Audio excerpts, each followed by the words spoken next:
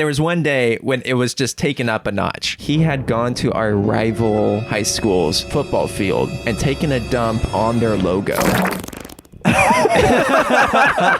Welcome to the Spencer Whiteout podcast. Rated R. Criminal charges with you, bro. Guess like we're avoiding the shark. All that leather fetish, dude. No, great turbo neck guy. I'll give you a kiss. You give me your number. That checked out a ton, dude. Tell me you felt. We're Americans. We're the ones that are descendants from the 1776 musket-bearing motherfuckers.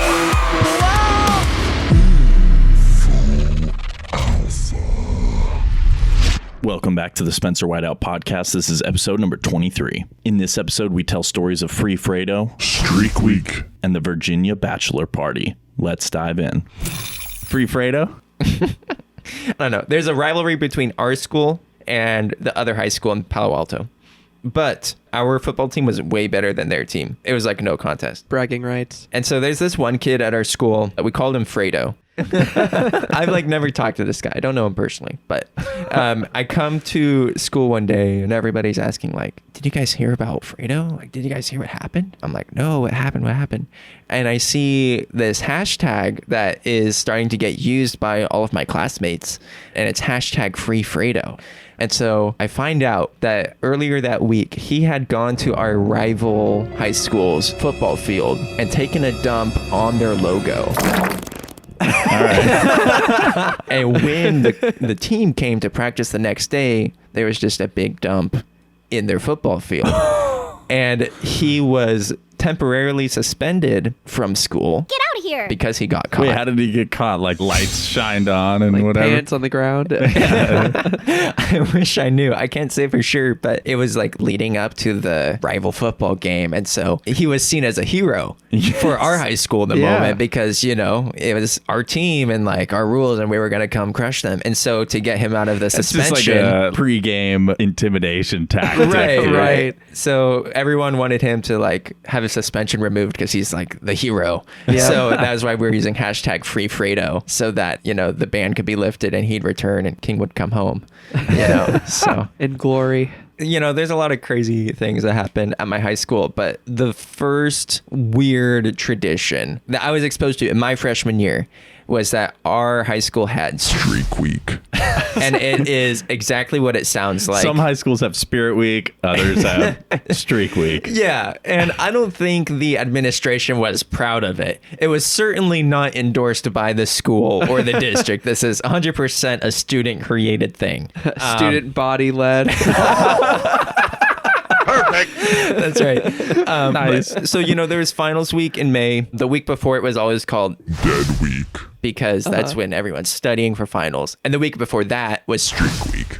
Right. Yes, dude. So it was like preparation to study or something. I don't know. Just get the blood flowing.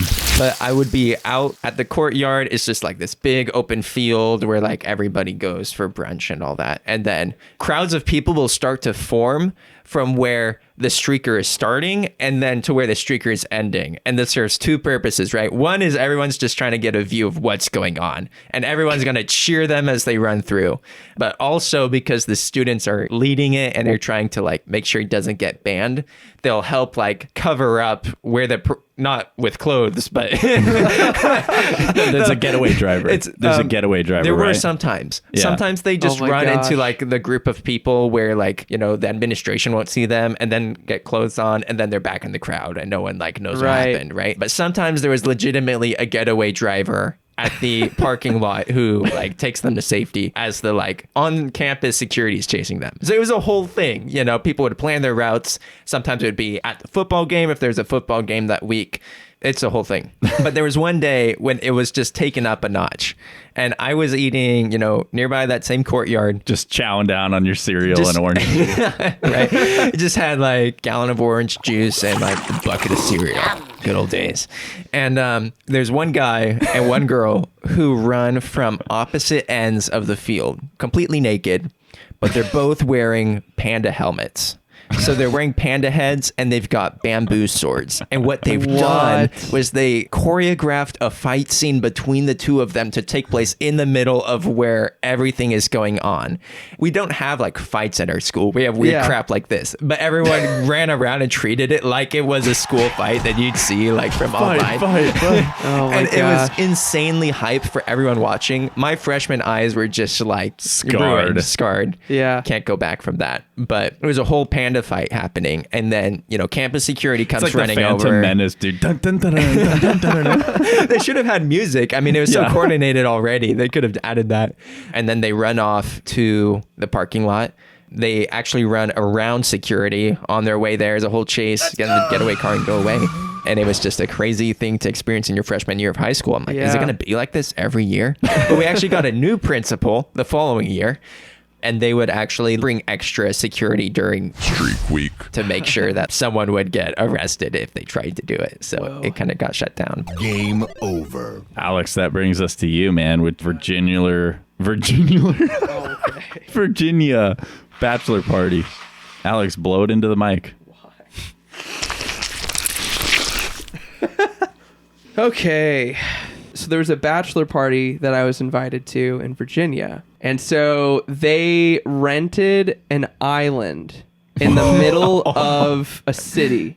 And so there was just a river that went through the city, and there was a little spit of land in the middle of the river, and that was the island. How much would that have How big is costed? it? I mean, it was big enough to kind of like walk around, and like there was like a little... Like one house on it? Yeah, well, sort of. It wasn't even a house, though. It was like a little like shack. Yeah, totally. Jinx. Just a shack. Island. Shack Island. How much would that have costed you guys to rent for a day? Not as much as you'd think. Like, I'm pretty Nice. sure we all pulled in maybe $80 a piece or something. How many people? Probably about 8 of us or something like that. Wow. So, we have to meet this guy who owns this island and rents it out as an Airbnb. And he's like, yeah, so, I mean, for parking, I mean, there's not really parking for the island, but like, you can totally just park on the side where there's like a construction site. You probably won't get towed. Like, it'll totally be fine. Like, you guys will be okay.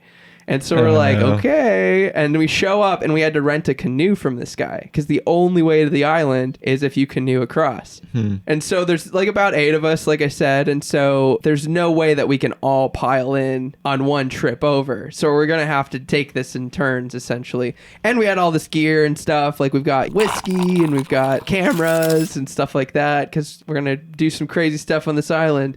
And so, we've got all our stuff. And so we're taking all the trips over, and there's a current going. So we're like, I mean, you have to paddle pretty hard to get there. You have to go upstream to get there. How far are you paddling? Because of the current, it took longer, but I would say less than a quarter mile. Like you could see, it wasn't too crazy. Yeah, I mean, yeah. some of the guys even were like, oh, we could swim there. No way. So anyway, so we get over there, and the festivities begin. Basically, one of the things that had been dreamed up by the groom, he was like, I just want my friends to like do a sumo match in creamed corn. I don't know why. We were supposed to bring a kiddie pool and just fill it with creamed corn, and then 2 dudes in thongs are supposed to like wrestle and like do this thing. But like we couldn't bring the pool. Like there was a whole thing about trying to bring the pool. It just didn't end up panning out. And so we find these rafts that are just on the island. And we're like, all right. So we bring the raft out. We bring it into the middle of the water. And we just throw creamed corn on it. And 2 dudes, No way. they go, they get the thongs on. And they start duking it out On the water. on the water. And the goal was to try to push the other guy, of course, off. And then you won, Man-thong corn hustle. Exactly. Yeah. So that was one leg of the festivities. Nice. And so then of course there's a fancy part to this night too. And so I had brought some like kind of nicer clothes and some of the other guys did too. And so we all kind of dress up a little bit and we're like, let's go to dinner. We're going to try to do some kind of like steak dinner at like a nice place. And so we do our canoe trips over, get everybody across, put the canoe, try to hide it so that someone won't steal it. Just put in like the handicap parking. Right.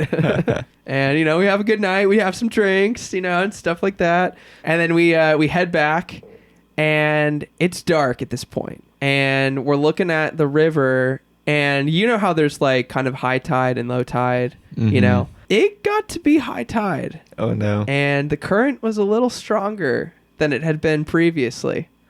And so we're like, let's try to paddle over. Like, yeah, it's a little stronger, but it should be okay. But basically, 2 guys go and they're trying to make the first trip over, and they just go backwards. No. And there's a bridge right there. So they're going back into the bridge, and they're trying their best not to hit the bridge. And so then somebody kind of went over to try to get them safely over to the side, to the bank, so that, they don't keep going down the river. And so they, they get them over, and they're like, yeah, I don't think we can paddle this. Oh, no. And so all our stuff is still over on the island. And so, we had kind of like this in the back of our mind, well, if we have to, we could stay at a hotel, but like, how are we going to get our stuff, Mm-hmm. And so we're like, well, but we want to stay on this island. Like, we rented the island. This is an island night. We got to be here. Somebody's bright idea was to try to walk the thing across. In your nice clothes? So some of these guys were just like, okay, well, my clothes aren't that nice, so it's fine. I can totally just submerge myself in this. And then the funny thing is, they all agreed that I was the best dressed. Nice. And so they said, you get to sit in the canoe. And I was like, I'll take it. That's Nice. fine by me. And so I'm sitting in the middle of the canoe, and all the other dudes are just surrounding the entire canoe, and they're trying to prop this thing up. But of course, like any river, there are like shallow points and steep drop-offs. And so we're all going, and a couple of the guys at the front just start sinking down. And we're just like, oh my gosh, dude, you are going to bring us all down. Like, we're all going to sink, and we're not going to make it. And so we're like, this is a bad idea. This is a horrible idea. So we're like, no, okay. So let's get out. So now everybody's drenched except me.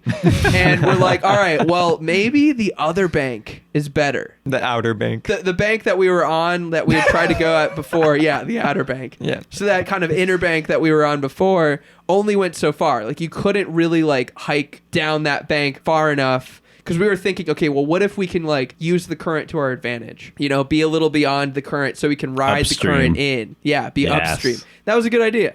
But we can't do it on this bank. So we got to go across. So we go across the public bridge. Other cars are passing and stuff. you're Everybody's just carrying drenched. the- We're all carrying. Everyone's got like a corner of this thing. And we're lugging it all the way across to the other side. When we get there, we're like, okay, how do we get down to the bank? There's not really a clear way. Like, there was kind of a fenced off side kind of toward the island, and then the other side there's a little bit of like a staircase down. So we're like, all right, I guess maybe we could go over here and we could do it. And it was tight, but we're like, maybe we can just barely squeeze by. So we go under there and we get under the bridge, and lo and behold, there's a camp under that bridge. What do you mean there's like a camp? homeless camp. Oh. So there are people living under the bridge. So we have Yeah. to pass through the camp to be able to get to the other side to get to the bank so that we can get to the island. And so we're going through, and there are things crunching, and we're like hoping there are no needles And or you're, like you're glass. in like still really fancy I'm attire. still in my fancy attire. And so, we're walking along the rest of it because we get past the homeless camp. I'm pretty sure there was even a dude in there that was just kind of like, Hey, salute. salute, yeah, respect. You Yeah, guys he's can like, pass respect. through. You're fine. He's like, I support Either the that, Navy. Either You're like, that, or he was "We're not the probably having the Navy." weirdest trip of his life, just being like, oh my gosh, like, what am I seeing right now? Like, all these guys in a canoe. Anyway, so we get across and we're walking along the bank, and like, there wasn't really a super great way to go. So we're actually having to walk in the water now. So now I'm getting all my shoes like completely soaked and stuff. And, everybody had to sacrifice that way. And so we finally get all the way up far enough to where we're like, okay, I think we can cross this point. And so they're like, all right, well, let's take the groom and let's take some of the other guys that are like the strongest, at like doing the paddling and stuff. And let's have them go first. And they make it. And we're all cheering. We're like, yeah, all right, we're going to be on the island. This is going to be awesome. And then my phone lights up. And it's one of the guys that had crossed. And he's like, hey, I think we have to go to the hospital. What? It was like, what happened? Everyone's like freaking out. And they were like, okay, so the groom, when he went to like make it onto the island, he grabbed a super sharp rock and cut his hand open. No. And it, it's bleeding and it's sort of deep and stuff. So now you And guys have to come back? so back we were across? like, okay, but how bad is it really? Is it really that bad? And he was like, oh, well, it's probably fine. It's fine. You know, I'll just put some whiskey on it, you know, or something, and it'll be okay. And so we're like, okay, I mean, if you're sure. And he's like, yeah, it's all good. And we're like, all right. I mean, thanks for calling and saying we have to go to the hospital and freaking us all out over this. So we end up still doing the ferrying across, and we all get across, and we make it to the island and pour whiskey on the hand. And it was bad, but he was able to muscle through it, and he felt okay. And I think the bleeding stopped. And so he just kind of bandaged it up and stuff. And so then we all kind of find a place to sleep for that night. And then we start hearing the pitter patter of rain come down. No. And so we're like, thank God we made it to the island, because all of our stuff would have been out, cameras and like all sorts of gear and stuff that could have gotten soaked. And so we're like, all right, thankfully we were able to bring it in. And so that next morning we're trying to pack up and we're trying to get across, and thankfully the tide had kind of lowered and we're now kind of going with the stream. And so we were able to make it and still ferry our stuff across. And so, you know, we get across, and at that point, because the rain kind of picked up a little bit more, all of our stuff is now still wet. I mean, we were able to protect like the most vital things, but we're all wet. Like there was no escaping that. Everybody was wet. And so we're all soaked, and we're just like, we just need to go get breakfast. And we're like, we're going to go to Cracker Barrel. Yes. And if you haven't been to a Cracker Barrel, it's some comfort food. It was just the perfect thing to kind of cap off this insane experience that we all had together. And so we're all soaked to the bone, but we're in this warm, nice Cracker Barrel eating like mama's breakfast, you know, with the pancakes and the eggs and the bacon and some coffee. And we're just all having a good time. And we're like, you know, we need to take a photo after this. So we all take a photo. And you could just see like how disheveled we all are in that photo. We're all just like, oh, you know, we all made it, you know, somehow. That's a photo to frame. Oh, absolutely. Absolutely. So, yeah. pretty And then, legendary. I mean, basically after that, what's crazy though is the groom actually had to get stitches. Oh, shoot. So, like, maybe he should have gone to the hospital. I don't know. But yeah, he ended up getting stitches right before the wedding, and we still made it to the wedding. Everybody was alive, you know, but that was the experience. Dang. That's a really good story. Yeah, one of the craziest I feel like I've experienced. You got to rent this That's island just a whole sometime. weekend Yeah, of for stories, sure. man. That's awesome. Thank you so much for listening. If you enjoyed this episode, do the right thing. Leave a rating/review. 5 stars is a power play. Also, be sure to subscribe and follow me on Instagram at Spencer Whiteout to stay up to date. As always, stay tuned, stay hyped. That's a wrap. Inserting exclusive audio recording from the vault. Gotta shepherd it. Gotta make sure no sheep are falling behind. Yeah. That's what I'm doing. Yeah. Grabbing them all. That's kind of a funny picture because it's like we have all the pieces. So I'm a shepherd, I'm walking, and I have all the herd. And then there's one that's like dragging a little bit, and I'm freaking out as if it's way off in the distance and it's lost. I'm like, oh, I gotta go get it. And it's like, just like, wait a second, and it'll like catch up. You know what I'm saying? Like, Yeah. and I'm like overreacting. That's like, the space shooting date, right? right. Yes. Yeah. It's like, crap, we're getting a little behind on it. What do we do? Yeah. It's still there. It can happen. Yeah. And I don't know if this is a good way to continue the metaphor, but the best part is when you're leading the sheep to the slaughterhouse, right? You're killing off your responsibilities as you take One care by of them one. one by one. Eventually, all the responsibilities will It'll be gone. and it'll be done. Yeah. I'm killing all the sheep. Holy crap. Maybe that's a little morbid. I was thinking about eventually you won't have to shepherd them anymore. And They'll be in a better you'll just have a feast. Yeah. And that's it.